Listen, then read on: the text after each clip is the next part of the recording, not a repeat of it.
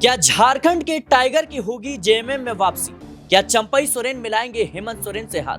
क्या होगा सीता सोरेन का अगला कदम? क्या झारखंड की राजनीति में बीजेपी को लगने वाला है बड़ा झटका? जहां एक तरफ झारखंड मुक्ति मोर्चा ने विधानसभा चुनाव में प्रचंड जीत हासिल की, इंडिया गठबंधन की सरकार भी बन गई, लेकिन सवाल अभी भी बने हुए हैं चंपई सोरेन और सीता सोरेन को लेकर के। जहां एक तरफ हेमंत सोरेन खुद चाहते हैं कि चंपई सोरेन, सीता सोरेन समेत तमाम वो नेता फिर से पार्टी के साथ जुड़ जाए जो बगावत करके दूसरी पार्टियों में शामिल हुए थे, लेकिन देखा जाए इसी बीच चंपई सोरेन और सीता सोरेन का नाम सबसे आगे आता है। चंपई सोरेन को तो दो बड़े ऑफर हेमंत सोरेन की तरफ से दिए जा चुके हैं। पहला कि आप बीजेपी से इस्तीफा दे दीजिए और विधानसभा से इस्तीफा दे दीजिए, हम आपको राज्यसभा भेज देंगे, और दूसरा कि आप जिस सीट से इस्तीफा देंगे वहां से आपके बेटे को चुनाव लड़वाकर मंत्री बना दिया जाएगा। लेकिन किसी भी कीमत पर चंपई सोरेन अभी तक इस मामले को लेकर बयानबाजी करते हुए नजर आए और उन्होंने स्पष्ट रूप से कहा कि मैं जो भी ये अफवाहें चल रही हैं मेरे को लेकर के, मैं वापसी नहीं करने वाला हूं। मैंने जो फैसला किया वो बहुत ही सोच समझकर किया। लेकिन इन सब के बीच राजनीति में क्या बयान काफी है? क्योंकि देखा जाए तो भारतीय जनता पार्टी के पास झारखंड में वैसे भी चंपई सोरेन को देने के लिए काफी कुछ नहीं है। नेता प्रतिपक्ष की बात रही तो कोसों दूर नजर आ रहे हैं चंपई सोरेन, उस रेस में भी शामिल नहीं है। जिस गाजे बाजे के साथ भारतीय जनता पार्टी ने जिस उम्मीद के साथ उनका स्वागत किया था उसमें कहीं ना कहीं असफल नजर आए, और जो कोल्हार रीजन की 14 सीटें थी वहां पर भारतीय जनता पार्टी बुरी तरीके से विफल हो गई, हार गई। ऐसे में सवाल यह है कि क्या होगा चंपई सोरेन का राजनीतिक भविष्य, क्या होगा सीता सोरेन का अगला कदम? झारखंड की राजनीति पर विस्तार से चर्चा करेंगे। हमारे साथ अमन सर मौजूद हैं। सर, जिस तरीके से देखा जाए तो इंडिया गठबंधन की सरकार बन गई और हेमंत सोरेन खुद पहल कर रहे हैं कि चंपई सोरेन, सीता सोरेन हमारे साथ जुड़ जाए, लेकिन इसके बावजूद चंपई सोरेन जिस तरीके से बयान दे रहे हैं कि जो भी अफवाहें फैलाई जा रही हैं मेरे बारे में जेएमएम में वापसी को लेकर के, मैं नहीं करने वाला हूं और मैं बच्चा नहीं हूं, जो भी मैंने फैसला किया वो बहुत ही सोच समझ कर किया। लेकिन सीता सोरेन बीजेपी के तमाम बैठकों से दूरी बना रही है, कैसे देख रहे हैं? देखिए, पहली बात तो ये है कि बीजेपी के लिए यहाँ पर जो संभावनाएं बहुत ना के बराबर नजर आती हैं, क्योंकि नेता प्रतिपक्ष हो अब यही कुछ पद रह गए हैं जहाँ पर बीजेपी अपने लिए अप्रोच कर सकती है या कुछ चेहरों के ऊपर दाव लगा सकती है। अब ऐसे में चंपई सोरेन को लेकर लगातार इस तरह की बातें उठ रही हैं कि वो जेएमएम में वापस जा सकते हैं, वो एक बार फिर हेमंत सोरेन के संपर्क में हैं, एक बार फिर वो शिबू सोरेन के संपर्क में हैं और यहाँ से कोई बड़ा झटका बीजेपी को लगता हुआ नजर आ सकता है। लेकिन चंपई सोरेन कहते हैं कि भाई मैं बड़ा सोच समझ कर आया हूँ, मैं वापस नहीं जाऊँगा। लेकिन देखिए, राजनीति है, जब सोच समझ कर आए थे तो आपकी सोच उस समय कहाँ थी जब 35 साल तक लगातार आप जेएमएम के साथ में रहे, और जिस तरह से बीजेपी के अंदर भी जो माहौल बना वो भी ऐसा नहीं लगा कि चंपई सोरेन के पक्ष में बनता हुआ कहीं से भी नजर आया हो। आपने जिस तरह का जिक्र किया कोल्हान की जो 14-15 सीटों की बात की, लेकिन आप जरा 28 सीटों की बात करिए जो आदिवासी बहुल क्षेत्र से आती हैं, और ये तकरीबन 28 सीटें हैं और बीजेपी को इनमें से 27 पे हार झेलने को मजबूर होना पड़ा है। एकमात्र सीट जो बचती है सरायकेला की वो चंपई सोरेन की बचती है, यानी कि सिर्फ अपनी सीट बचा पाए चंपई सोरेन। इसके अलावा जो एक माहौल बन रहा था, जो एक हवा बन रही थी, उसमें चंपई सोरेन पूरी तरह से फेल होते हुए दिखाई पड़ते। बीजेपी उनको हेमंत सोरेन के बराबर लाकर खड़ा करना चाहती थी या उनके आमने सामने की टक्कर कराना चाहती थी, और चंपई सोरेन को लेकर लगातार बीजेपी ने ये माहौल बनाया कि यहाँ पर जो बीजेपी जो जेएमएम है उसने चंपई सोरेन के साथ में अच्छा नहीं किया है, चंपई सोरेन को बेइज्जत किया है, उनको मुख्यमंत्री के पद से हटाया है,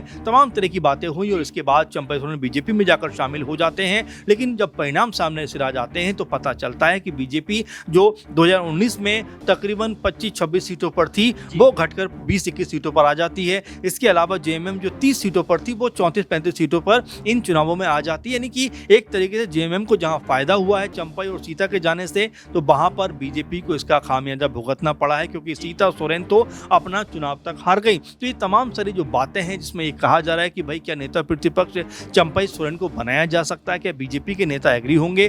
बाबूलाल मरांडी जो पूर्व मुख्यमंत्री भी हैं, बीजेपी अध्यक्ष भी हैं, क्या वो इस बात को लेकर तैयार होंगे कि भाई नेता प्रतिपक्ष जो है चंपई सोरेन को बनाया जाए? तो अभी तमाम सारी कह सकते हैं खबरें हैं, तमाम सारी बातें, क्योंकि अगर झारखंड के नजरिए से भी हम देखें तो 3-4 दिन के अंदर इंडिया गठबंधन फैसला करती है कि हमारे मुख्यमंत्री हेमंत सोरेन है, शपथ ग्रहण हो जाता है। और कल आपने देखा कि मंत्री पद को लेकर भी जो अब तक तमाम सारी बातें हो रही थी वो भी कल फुलफिल हो जाती हैं। यहाँ पर 11-12 मंत्री जो हैं वो शपथ लेते हुए नजर आते हैं, यानी कि एक पूरी तरह से झारखंड सरकार जो है वो अस्तित्व में आ जाती है। वहीं महाराष्ट्र की अगर हम नजर से देखें तो महाराष्ट्र में अभी 2 सप्ताह के अंदर मुख्यमंत्री उप मुख्यमंत्री के नाम तय होते हैं। मंत्रिमंडल में कौन कौन रहेगा, कब तक होगा, इसके बारे में कोई सूचना नहीं, कोई खबर नहीं। तो यहाँ पर जेएमएम बहुत सधे हुए तरीके से आगे बढ़ रही है। इंडिया गठबंधन की बात करें तो तालमेल बहुत बेहतर दिखाई देता है। कांग्रेस पार्टी हो या आरजेडी हो या जेएमएम हो, तीनों मिलकर बेहतर तरीके से चल रहे हैं। वहीं बीजेपी जिस तरह झारखंड में लगातार पिछड़ती हुई नजर आती है, उसमें क्या वो चंपई सोरेन के ऊपर दाव लगाएगी कि भाई नेता प्रतिपक्ष वो बने?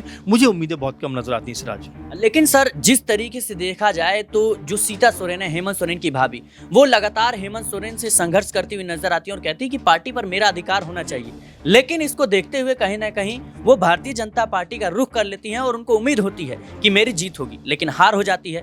उसके बाद भारतीय जनता पार्टी एक समीक्षा बैठक बुलाती है तमाम हारे हुए प्रत्याशियों की, लेकिन वो पहुंच जाती है दिल्ली, बैठक में भाग नहीं लेती है। क्या लगता है आपको कि ये तमाम इशारे हैं? और जिस तरीके से जेएमएम के प्रवक्ता पहले ही कह चुके हैं कि चंपई दादा का हमारे लिए दरवाजा हमेशा के लिए कहीं ना कहीं खुले हुए हैं, उसके बाद जो है वो सीता सोरेन को लेकर के कहते हैं कि वो तो परिवार का हिस्सा है, वो कभी भी आ सकती हैं। तो क्या लगता है? देखिए जी बिल्कुल सिराज, क्योंकि पहले भी मैंने आपके प्रोग्राम में बात कही कि देखिए सीता सोरेन जो है वो हेमंत सोरेन की भाभी हैं। दुर्गा सोरेन उनके बड़े भाई थे। उनकी डेथ के बाद एक तरीके से इमोशनल अटैचमेंट ज़्यादा हो गया और 2 बार जो विधायक रही हैं वो जेएमएम से रही हैं। अब ऐसे में आपस में अगर कोई नाराज़गी हुई है, अगर कह सकते हैं अपना जो पार्टी छोड़कर दूसरे पार्टी में चले गए, तो देखिए राजनीतिक विचारधारा इतनी जल्दी से नहीं बदलती हुई दिखाई पड़ती है। आप देखिए सीता सोरेन आनंद फानन बीजेपी में तो आ जाती हैं, लेकिन जाम ताड़ा से जिस तरह से उनकी हार हुई है उसके बाद वो काफ़ी नाखुश दिखाई पड़ती हैं कि यहाँ पर वो कह सकते हैं कि बड़ी उम्मीदों के साथ में बीजेपी में शामिल हुई थी, लेकिन जिस तरह से लोगों ने उनको नकारा है,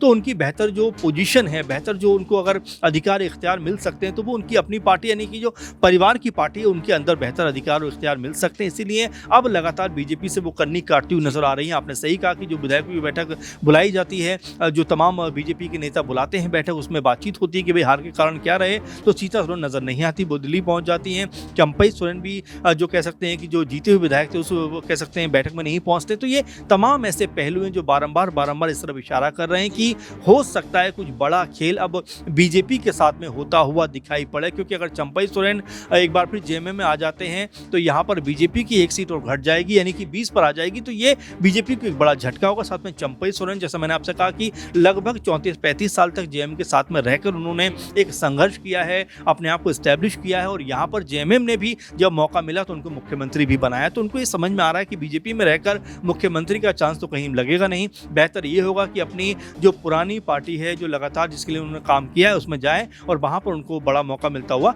नजर आ सकता है। जी बिल्कुल दर्शकों, लगातार झारखंड की राजनीति पे हमारी नजरें बनी हुई है, खास तौर पर चंपई सोरेन और सीता सोरेन को लेकर जिस तरीके से चर्चाओं का बाजार गर्म है, ऐसे में सवाल कई उठ रहे हैं चंपई सोरेन और सीता सोरेन के अगले कदम को लेकर। लेकिन देखना होगा कि आखिर सीता सोरेन और चंपई सोरेन का अगला कदम क्या होता है। फिलहाल के लिए इस रिपोर्ट में इतना ही। देश और दुनिया की तमाम खबरों के लिए बने रहने नेक्स्ट 9 पॉलिटिकल बाइट के साथ।